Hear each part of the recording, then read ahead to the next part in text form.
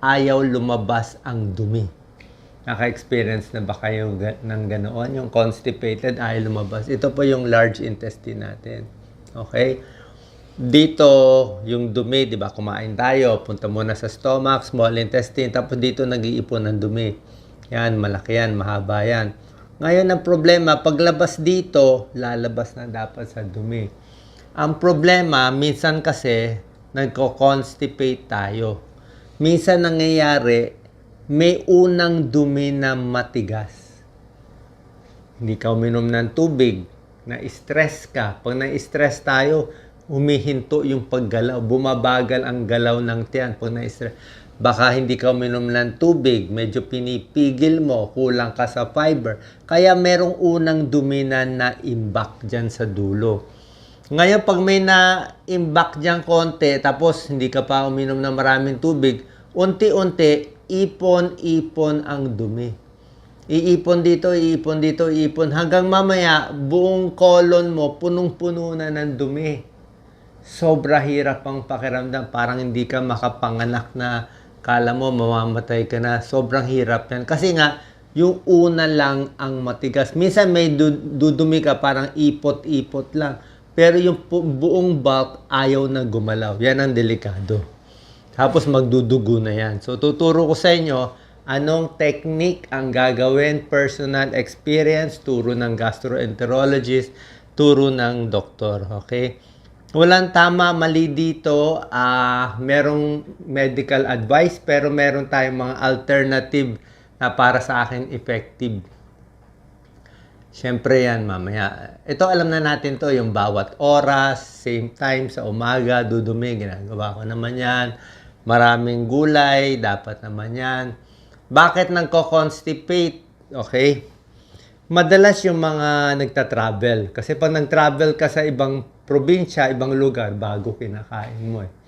So, pag nanibago ang tiyan mo, pwede siyang bumagal. Diba? Baka wala kang gulay, puro kanin, puro ulam. Kanin and karne lang, puro fast food, nakakatigas siya ng dumi. Oily foods, nakakatigas ng dumi.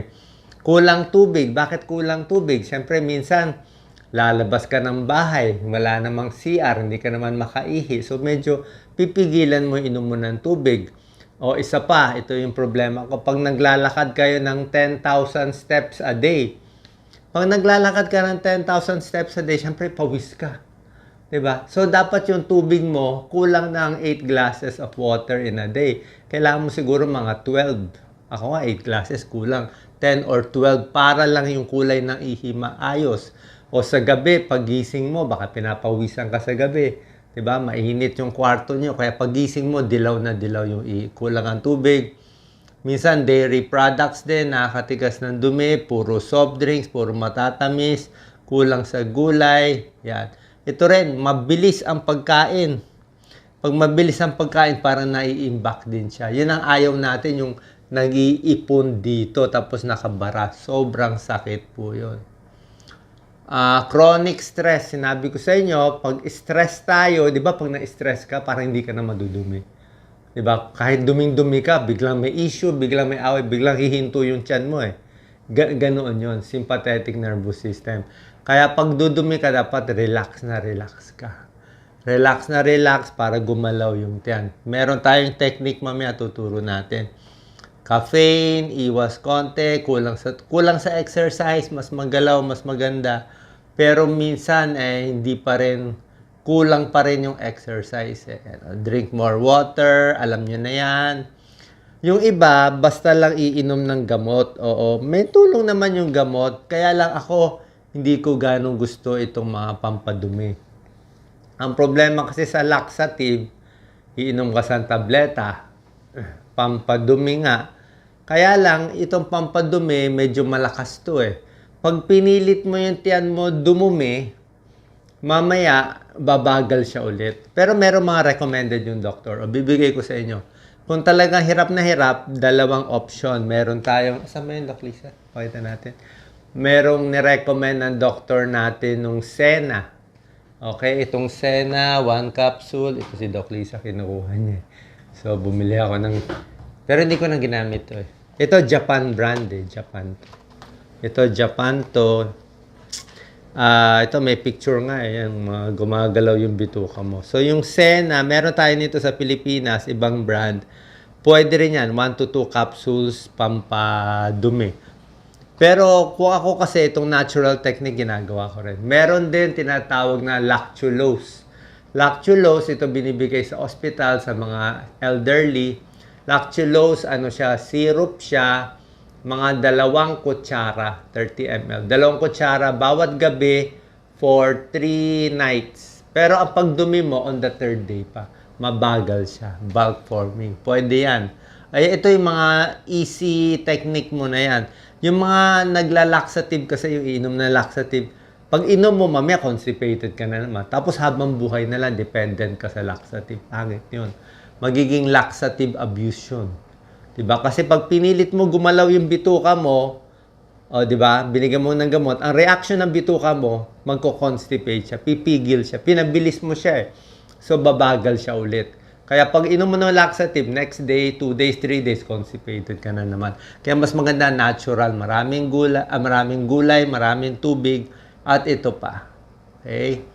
Ididiretso ko na sa pinakagusto kong technique. Yung mga kakaibang technique na dito sa pag-upo, meron din konting technique. Pag-upo kasi, mas mataas daw, mas diretso, pwede naman. May tulong din naman yan. O, pwede nyo subukan, mas mataas yung paa, medyo squat. Diba? Pero kung nakabara kasi, hindi rin lalabas. Diba? Pag nakabara. Pero yan, may tulong din yan, mas diretso. Ako, ito tinuturo ko dati. 4 na piece. Pakwan, papaya, peras, prunes. Yan, pampalambot ng dumi. Pero natutunan ko ito. Ito lagi ko ginagawa. Nagkakarot ako. Carrot, grapes. Pero kahit kumakain ka pala nito, hindi pa rin sapat. Ulitin ko. Yan na natutunan ko. Bago to, malalim to. Kumakain ako lagi nito, hindi pa rin sapat. Kasi nga, medyo nabawasan ko yung inom ko ng tubig eh. Kasi maraming kaming lakad eh. Wala namang CR sa kung saan-saan. So, pag medyo bawas ang tubig mo, titigas siya. Tapos medyo walang gulay na kakain, more kanin, more ulam lang, let's say manok tsaka kanin, mas tumitigas siya. Tapos yung unang part nga matigas, mag-iipon na sa buong intestine mo, large intestine yung dumi. Kahit kumain ka nito, maiimbak siya, mapupuno siya. So, kailangan mo rin ng gulay. Yan, itong mga gulay, may tulong din siya. Ayan, may tulong din siya. Okay? Ito, pag gumagana na yung bituka mo. Ngayon, ito ang problema. Yan. Ito, sample lang ng picture. Hindi naman ganyan yung papagawa ko sa inyo. Ngayon, ang problema, pag naipit na siya, pag naimbak na siya, nakakatakot. Baka ma-heart attack kayo, baka ma-stroke kayo, baka may mangyari. Delikado po. Kasi yung pag-ire, prone, habang umiiri ka, sumisikip yung artery mo sa puso. Pwedeng sumakit ang dibdib. Kaya yung mga may barado sa puso, hindi pwede umiri. Kaya lang wala kang choice eh. Paano hindi ka iri? Ang tigas-tigas. Minsan iniiri mo, ayaw pa rin lumabas. Yun na nakakainis. Diba? Nakabara talaga yung dumi. Parang may bato na nakabara. So ganito gagawin. Ang ginawa kong technique, di ba? Ang isang technique, lakad-lakad, galaw-galaw, di ba? Pwede yan. Galaw-galaw. Dati ginagawa ko talon-talon. Yung talon-talon, di ba? Minsan uupo sa bowl, tapos parang lalabas. Ay, pasensya na kung makain kayo pero ito technique kasi talaga. Uupo ka, parang lalabas yung dumi, pero ayaw naman tumuloy. Tapos tatayo ka. Pag tumayo ka, nagbabago yung position eh. So, yung dumi na matigas, medyo pag tumayo ka, naiiba yung position. So, pag naiiba siya, tapos tinatalon-talon mo, so medyo parang, kumbaga matigas yung dumi, medyo maano siya, mapipress-press siya, magbabago yung forma niya. So, kung nakaganyan siya, ay siya lumabas, baka pag tayo mo, medyo gumanon siya konti, baka mas lumabas siya. Minsan, ganun lang kaya na. So, tatayo-tayo, medyo walk in place, talon-talon, minsan nagwa-wall push up pa ako para makadumi konti. Minsan pwede na yon. Tapos yung unang dumi lang talaga yung matigas, yung una, di ba? Pag yung una lumabas konti na makuha mo yung una, pwede magtuloy-tuloy na. Pero may nangyari sa akin na talagang ayaw. May time, upo, tayo, jogging, ayaw pa rin lumabas. Yun ang nakakatakot. So, another technique na pwede natin gawin ay yung higa. Ito ginagawa ko yan eh. Higa, lalo na kung makabagan yan. Gawin mo, higa ka, iba-ibahin mo position ng katawan mo. Ginawa ko yung ganitong padapa. Actually, wala yung picture padapa na nakaganon. So, nakataas yung puwet mo. Iniba-iba mo lang yung position. Tapos higa, pwede pa side view. Okay? Pwede pa side, pwede pa right. Tapos, pwede alug-alugin mo yung tiyan mo. Kasi, mas inaalog mo yung tiyan mo, parang mas kinikiliti mo yung tiyan mo, mas gagalaw yung bituka. Gagalaw yung large intestine, small intestine, para mag-peristalsis para gumalaw siya. Kasi pag hindi, lalo na sa may edad, so another technique, pwede, wag nyo lang didiinan yung tiyan na baka mabutas, di ba? Pero yung ginaganon-ganon, inaalog-alog, okay lang yon. Sa matanda, sa bata, parang abdominal massage yun, ginaganon-ganon. Dito sa kaliwa. Actually, ang pagbaba ng dumi kasi nandito na sa kaliwa Dito na sa kaliwa. So, pwede mo massage dito, massage dito, massage dito. Alog-alog, kaliwa, kanan, tayo, upo, kaliwa, para hindi ka makapanganak. Tapos mamaya, kakaikot-ikot nyo, makikita nyo, uutot na kayo. Good sign yun. Ibig sabihin, may hangin na dumadaan. Kasi kung talagang barado yan, walang hangin dadaan, hindi ka umuutot, hindi maganda. So, nung inikot-ikot ko, ganyan-ganyan, siguro naggalaw siya, umikot siya, so may hangin na lalabas. Diba? Tapos another technique, ito ibang technique pa. Bukod sa sariling, ko lang to style.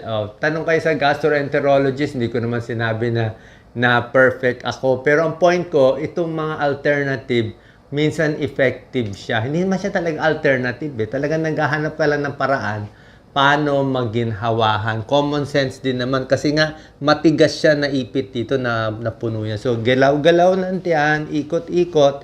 Tapos may isang technique pa, pwede mo i-press yung tumbong mo. Tumbong. Paano ba? Ano ba ang tumbong? So, between yung organ ng lalaki, babae at nung puwet. Minsan doon nakabukol Mapapansin mo doon nakabukol. So, pag pinipress-press mo doon, di ba, nandun yung matigas na dumi, pag pinipress-press mo, minsan may hangin na nakaipon doon yun, lalabas yung hangin, uutot ka, o minsan magalagalaw, ma-stimulate mo siya. So, ikot-ikot-ikot. Tapos, nung kakaganyan ko, sinasabayan ko ng carrot shake, sinasabayan ko ng pakwan juice, tsaka ng gulay, tapos maraming tubig, ikot-ikot-ikot, tapos unti-unti hanggang mailabas yung dumi. So nakita niyo yung mga techniques natin. Bukod sa regular gulay, regular maraming tubig, kailangan talagang combination. Kulang rin yung kahit 10,000 steps, ayaw pa rin. Kasi nga tumigas na siya So merong ganyang technique, yung kaliwa, kanan, pwedeng ganyan. Tapos tuloy-tuloy lang, alog ng alog. Siguro almost 2 hours, 3 hours ko ginagawa. Yan, lahat ng technique, iba-ibahin mo. Para yung, imagine nyo lang, yung dumi na nandun, para imbis na naka-stack siya kaysa masugat, medyo pag humiga ka, medyo akyat siya ulit, iikot-ikot siya. So, padurog siya ng padurog, paliit siya ng paliit, hanggang mamaya makalabas na. Pag nakalabas na yung unang matigas na part, siguro mga ganyang kahaba, tuloy-tuloy na yon. Pag tumuloy na yon, okay ka na, buhay na ulit, 'di ba? So nakita nyo, napakahirap nito. Pero syempre sabi ko, magpatingin kayo sa gastroenterologist, walang problema. Ngayon, may other techniques. Itong akin natural mas maganda ganito. Yung other techniques kasi medyo mas aggressive Like kaming mga doktor, kung mayroong matatanda talaga, hindi makadumi, ano tawag nun, Lisa? Rectal kami. Oo. Manual extraction. Oo. Kaming mga doktor gumagawa, nagmamask kami. Siyempre, Nagga-gloves kami, KY jelly, dinudukot namin sa puwet ng pasyente. Dinudukot talaga yung matigas, dinudurog. Tapos, yung una, tapos kami na naghihila. Diba? Kami na naghihila nung dumi doon sa vault. Pag nahila na yung una, bago lalabas. Pero syempre, kung ordinary naman nagtitibi lang, baka masugat. At saka sinong gagawa sa inyo, di ba? Kung makuha naman ng ganitong technique, why not? Tapos, isa pang technique, yung naglalagay ng suppository sa puwet. Pwede rin yun. Kaya lang, syempre, pag nag-suppository ka, parang pinipilit mo, diba? Mas aggressive yun eh. Pwede, pero kung hindi naman kailangan, kung makukuha nitong galaw-galaw, pwede rin. Isa pa, very important. Nakita niya, personal experience. Tubig talaga. Minom muna ako ng tubig bago ako ng video eh. Itong mga technique na to, mga gulay, probiotic, okay yan lahat kung hindi pa barado. Pero pag nakabara na siya dito, naka-imbak na dito, matatakot ka na talaga. Tapos yung sa pag-ire, di ba? Okay, lumalabas, di ba? Pag-ire, para hindi ma-heart attack, ang ginagawa ko, siguro, hinga muna, relax ang utak. Kasi mas stress ka, mas takot ka masugat ang puwet, takot ka dumugo, takot ka ma-heart attack. Mas may takot ka, mas titigas ang dumi. Mas may takot ka, hindi bubukas yung puwet magsasara. So dapat, yun na nga, hirap ka na nga, parang may nakabukol sa tumbong mo, tapos pipilitin mo relax yung sarili mo. Tapos, pag i-ire ka, ang ginawa ko, pag-ire, syempre, pag-ire nga, hindi maganda, di ba? Baka ma-high blood, ma-stroke, ma-heart attack. So, habang umi-ire, a few seconds lang, parang ganito. Ire mo lang ganyan, hanggang bumaba konti, tapos pahinga mo konti. Hinga ka muna, relax. Kalma, di ba? Kalma muna. Tapos, pag nakalma mo, i-ano mo ulit another one. Okay? Huwag yung tuloy-tuloy na ire. Kasi, ano rin pag sumobra, mamaya may mangyari, lalo na kung may edad. Yung almoranas ang problema, pero wala na tayong choice nag-impaction na siya nandun na siya. So, pag ire mo rin matagal, bukod sa masakit, luslus, almoranas, lahat pa yan. Tsaka pag binigla mo din, baka masugat. So, isa pa pala technique, very important. Ito, natutunan ko to. Pag yung kain mo normal, kumakain ka ng normal, tapos napapansin mo, let's say, dumudumi ka everyday. Napapansin mo, bakit ang dumi ko ngayon? Parang ano lang, siguro parang 2 hotdog lang, ganun lang karami. Sensya na, palating konti lang, ganun lang. Pero dumudumi ka everyday. Pero yung kain mo medyo marami. So, magtataka ka, bakit for the past 4 or 5 days, dumudumi ka everyday, pero bakit parang pa konti. Ibig sabihin nun, warning sign na pala yun na lumalabas nga pang konti, pero nag-iipon na dito, nagta-traffic na pala. So, pag nakita mo ilan days ka na parang konti lang lumalabas ang dumi mo at ang dami mo namang kinakain, ibig sabihin, isipin mo, barado na dito. Kasi pag nagbara yan buo sa intestine, kahit anong tulak niya, hindi nalalabas dito, hirap na siya, ang layo na niya. Diba? So, kailangan, umpisa pa lang, nakita mo na, gumawa ka ng technique, magpakwan ka na, mag-juice ka na, diba? Gawin mo na to, damihan mo na gulay mo, para hindi na siya mag-ipon. Kasi napakahirap pag naipit nandun at tumigas doon. Okay? So, sana po nakatulong tong video natin. Ako talaga yung ikot-ikot, galaw-galaw, at dasal din. Dasal, relax. Kasi mas relax, mas gagalaw ang bituka, mas luluwag do sa daanan ng puwet, mas lalabas ng maayos. Good luck po.